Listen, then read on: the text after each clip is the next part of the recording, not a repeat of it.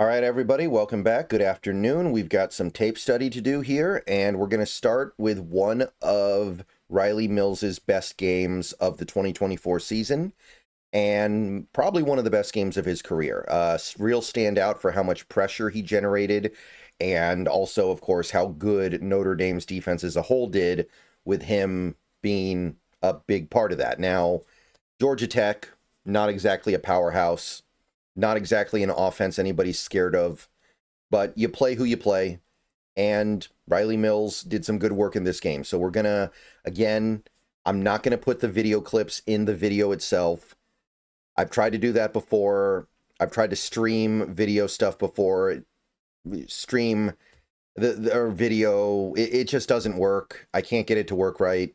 I can't get YouTube to be cool with it. So what I'm going to do is go through my notes that I took when I was watching his tape with timestamps. You can watch along if you want to, if you have access to the game in some way, shape, or form. So at Georgia Tech, week 8 of 2024, played 48 snaps, had 3 tackles, 2 for loss, a sack and a half, 7 quarterback pressures, which I believe is a career high for a game, and 2 stops. So pretty good game. I mean, hard to beat that. They're PFF pressures, so PFF is very, very generous here, but I watched the tape. I thought he played well mostly. There are some things you can point to in this game that indicate flaws, indicate issues, but it's a nice little showcase. Before we get into the notes, please like this video if you haven't already. Subscribe if you're new. Click the bell for notifications. And become a channel member for $2 a month. Those are the best ways to support. All right, so early on, first 3 minutes of the game, there's a third down. I thought he did a good job getting into his rush quickly. It was an example of him actually getting into contact fast and rocketing into the blocker at the snap. And he collapsed the pocket back and generated some pressure. He didn't get the sack, but he did generate some disturbance. So that was like, oh, okay. Okay, if I see more of that, I'm going to be pretty happy. Next play, a little bit later, 12-16. So this is later in that same drive. There's a combo block on a draw play. So he's getting blocked by 2 different players at different moments of the play. It does push him back like 2 yards, but overall, I think he did a good job holding up. So I'm like, okay, all right, that was not a bad way to handle that play. And him holding up contributed to the draw play not getting much. So, okay, we've got some run defense stoutness, which is one of the concerns with somebody like this because he is smaller and he seems to be more of a pass rusher than a run stuffer. Next play, he gets stuck on a 1v1 block on a stretch run to the other side of the field, doesn't really get involved. I could not help but notice that even though the play was away from him, he just kind of got stuck on a 1v1 block and he didn't even start to shed it until the play was over. But next play, I thought he hit a really nice swim move on third down to get interior pressure. It was a good example of him utilizing his moves, his savvy, to shift his man to the side and just get past him. So I was like, okay, that's the kind of stuff that I hope he can develop. The ability to hit a swim move or an arm over and get by a guy. He may have had a sack, but the left guard was able to recover just in time to push him past the pocket, just barely. So it's a great play. You can see his hand skills. You can see his hand strength in how he fought through the block. And I came away from that rep feeling pretty darn good about him for an early impression. Much later in the first quarter, there's a wide receiver screen, and I think he did a good job getting over to make the tackle. He reads the play well. Before he even launches into contact with his man, he looks over, realizes it's a receiver screen, and just sprints out and makes the tackle after an 8-yard gain. Again, it's not a good tackle because it's down the field. It's a first down, I think, but at the end of the day, somebody's got to make the tackle, and if you're coming over from a defensive line spot to make a tackle on a receiver screen, you probably did something right on the play. Next play, he goes right to left to set up a twist by the edge rusher and does a good job absorbing the double. So he wasn't the one who got pressure here, but you can see him helping set up stunts and games on the defensive line and playing his part. He absorbs a double, and the edge gets free. Generally speaking, one thing that stands out to me in the not so great, he's pretty irrelevant on stretch plays and outside runs, as near as I can tell. Seems like on those plays, he's just way away from the ball. And, I'm thinking about that. And I'm thinking about playing Kyle Shanahan twice this year. I'm like, I hope he can get a little more involved on stretch plays and outside runs against Shanahan, because that's one of the guys we got to beat going forward for the next few seasons. And maybe Rylie Mills won't be a big player this year. He will be eventually. Next play, he twists outside. He gets picked up very quickly, though. And when I see a play like that, I don't want to judge too harshly off of just a couple of plays, but it does kind of look like he doesn't have the edge explosiveness to really test the outside with his twists. There's a quick throw on the play anyway, so it didn't matter. Even if he had put on a better twist, it wouldn't have gotten home, but it did stand out. Next play, he gets pushed back and driven out of the play on a third down run. I think it was a good example of him not getting leverage, good example of him just not being able to hold up in power situations against the run. So I'm looking at that and I'm going, okay, that tells you the limitations. Now, Georgia Tech doesn't get the first down because of other things going on the play. But it's still, I still noticed. And then the next play, they go for it on 4th and 1, tries to basically get outside the tackle to do an edge rush. He's ineffective. He's getting guided past the pocket, and they convert the 4th and 1 on a passing play anyway. Probably would have worked either way, so whatever, it doesn't really matter. But you can see the lack of explosiveness and twitch, which is why he plays interior. But even on the interior, that stuff can matter. There's a sequence late in the first quarter where I felt like he was getting manhandled and blown back on a run play and a passing play back-to-back. But I did note that he had played every defensive snap to this point in the game, and I believe he played every defensive snap in the entire first quarter. So I think that he was probably tired. So don't do that in the NFL. How about that? How about you don't play Rylie Mills every single defensive snap in the first quarter of a game? Most players probably shouldn't, but Rylie Mills shouldn't. So at least that's an easy problem to take care of. About 2 minutes left in the first quarter. There's a play where he's unblocked by design. Quarterback bootlegs outside him. He loses contain. I thought he got upfield too fast and kind of lost his assignment. A couple plays later, I thought he got good drive back on a goal line carry. He used his power and strength to disrupt and force a failed goal line carry by Georgia Tech. And then on the final play of the first quarter, he's playing 4-eye in a base look because it's goal line. He does a good job shedding and tackling the running back, but the running back's just barely able to get the ball across the line. So it's a touchdown, and that takes us to the second quarter. And we do not see Rylie Mills on the field again until there's less than 2 minutes to go, because Notre Dame has some long drives, and when Notre Dame's defense gets back on the field with about 7 minutes left, he's resting. So he gets back with about 1:48 left in the second quarter, gets outside his blocker on a second effort on play action, was able to actually at least bother the quarterback a little bit, and then he chased the quarterback out of the pocket, isn't able to catch him, but the quarterback isn't able to set and throw, kind of a blown-up play. Next play gets picked up by a motion tight end, which blocks him effectively, but the edge is able to get to the quarterback and hit him because the tight end had to pick Mills up. Second to last play of the second quarter, it's a stunt. He trips and falls when trying to engage with the tackle. So, it's an accident. Stuff happens. It's not really an indictment on him. I guess it does kind of speak to a little bit of open field foibles, but it's one play. And it ends up being a big play for Georgia Tech, by the way.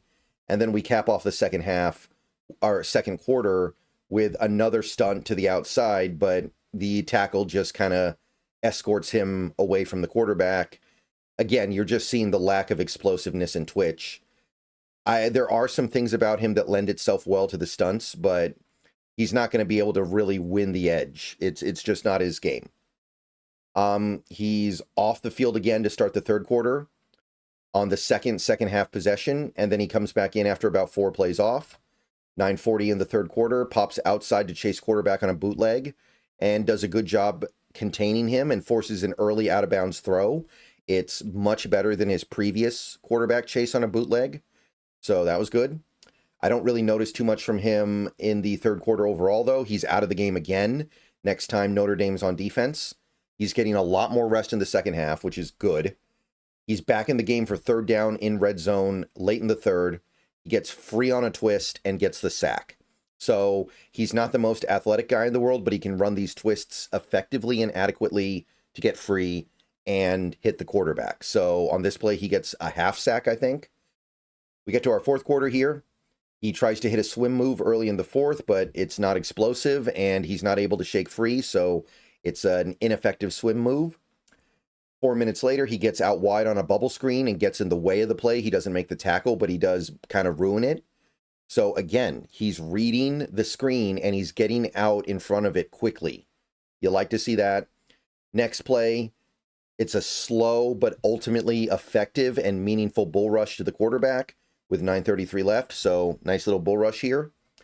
Next play, he works through the offensive line with his upper body strength again to generate a little bit of pressure. Again, you can just see his ability to really just push his man back and use that upper body strength. It's good to see. I believe this is the next play after that. He lines up outside, like as an edge rusher on a fourth down, and then he just does kind of an inside move into traffic. Not much comes of it. There's not much to say. So no pressure there, really.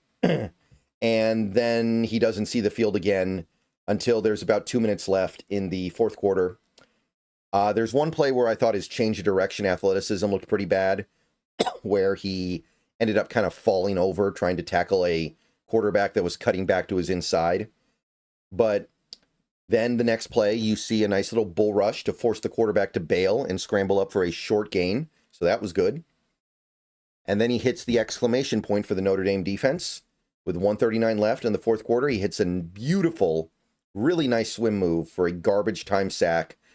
The game's already over. The game's been over for a while now, but it is an exclamation point to the game, and it does highlight his ability to hit a nice swim move and clear the blocker and go get the quarterback. So nice play, and overall a nice game. So that is Rylie Mills against Georgia Tech.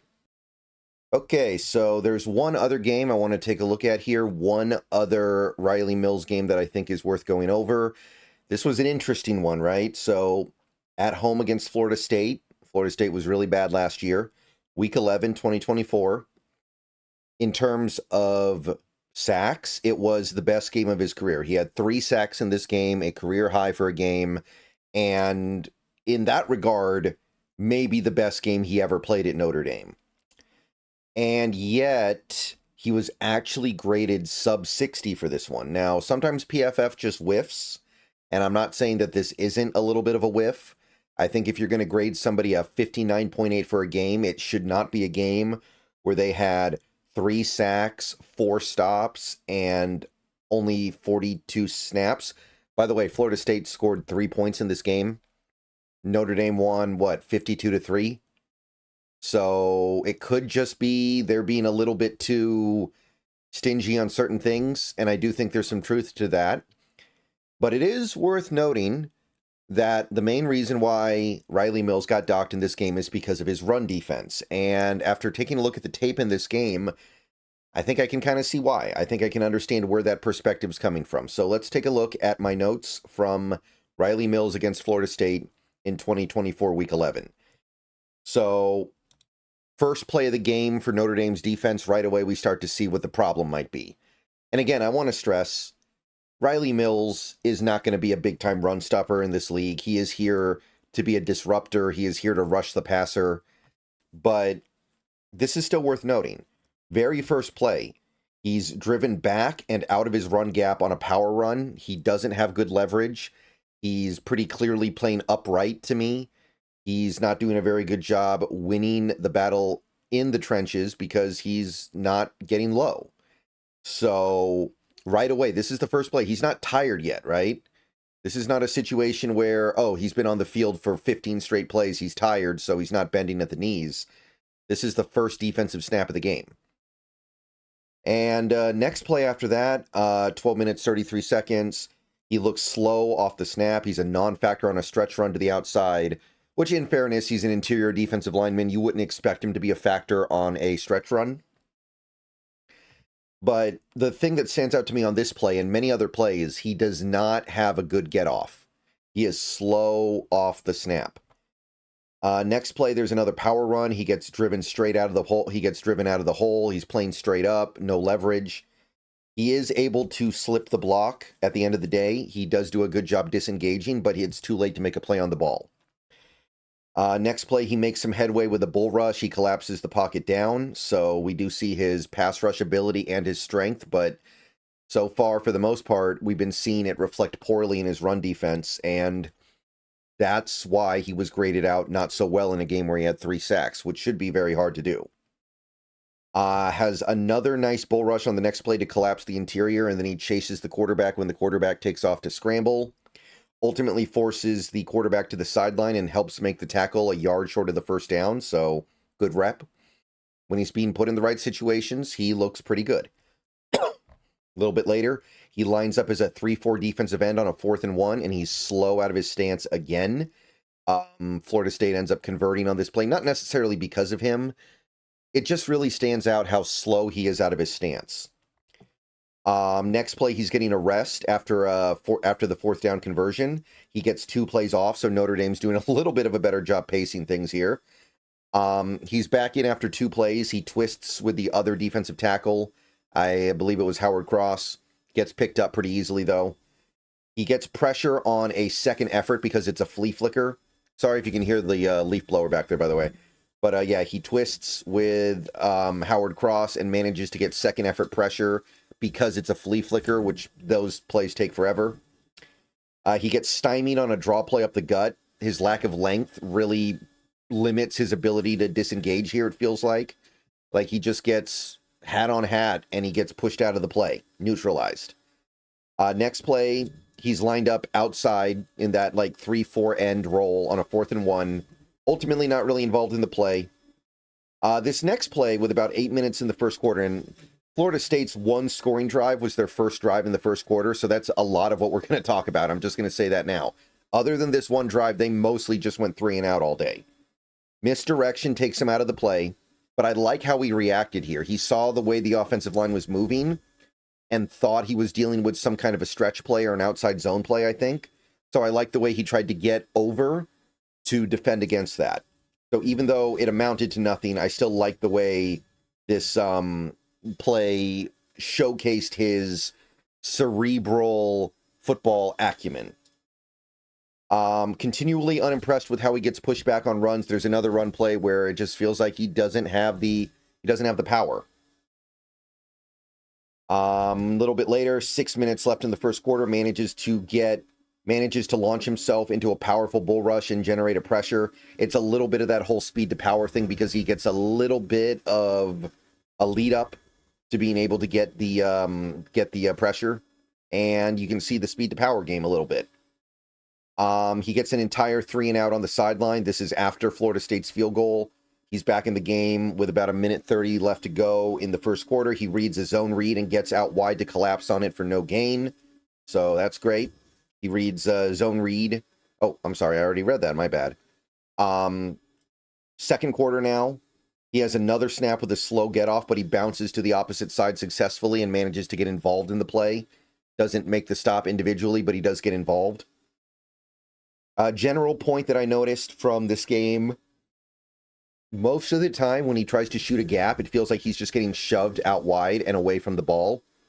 So so far in this game, it feels like his attempts to shoot gaps isn't really working all that well.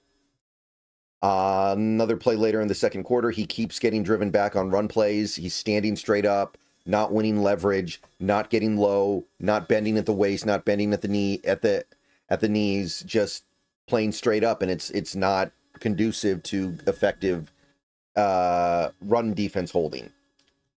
Does a better job using upper body strength to hold ground on this next rep, though. So even though I don't think he did much in the way of leverage, you do see a better rep here. Blows past a tight end's attempt to block him.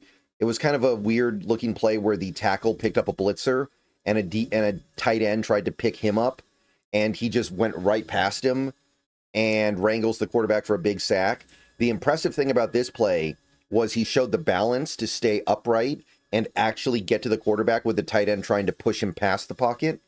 So it was a nice little play for Mills. It showcases his athleticism in some areas. So I like that. I think that obviously trying to block him one-on-one with a tight end is a terrible idea, but he still gets the sack. And then he gets a sack on the very next play. The edge stunts around him from left to right. He wins against the tackle with pure power, just kind of pushes him back, guides his man back to the quarterback, disengages, and scores another sack. So sacks on back-to-back plays. Love it. Nice to see. Much later in the second quarter, we don't see anything from him until 2.5 minutes left in the second. Stunts to the outside, doesn't get home in time, and gets picked up by a blocker. So again, it's not like he's a bad stunter. It's not like he can't do it, but we are seeing some of the lack of twitch allowing him to do things like that. Just doesn't have the twitchy athletic ability to get around the sides. Okay, so that gets us to the third quarter now, second half. And by the way, we're not going to talk about the second half that much because the game was completely out of hand, and I don't think he hardly played in the fourth quarter. So we're just going to talk about what we can. Early in the third, he does a good job picking his way to the ball on a run. Can't quite make the play. Does a good job working through blockers and traffic to get to the ball, but can't quite get there in time. Still, I like the rep. I like the way the rep looked. Next play, shoots the gap nicely, gets into the backfield, but overruns the play. It's possible the blocking just kind of let him go upfield, hoping that he would overrun the play, and he did. Next play after that, though, he manages to get on the inside shoulder of the guard. We actually do see that gap shooting ability a little bit because he doesn't take the guy straight on. He just kind of goes to his inside shoulder and gets his third sack.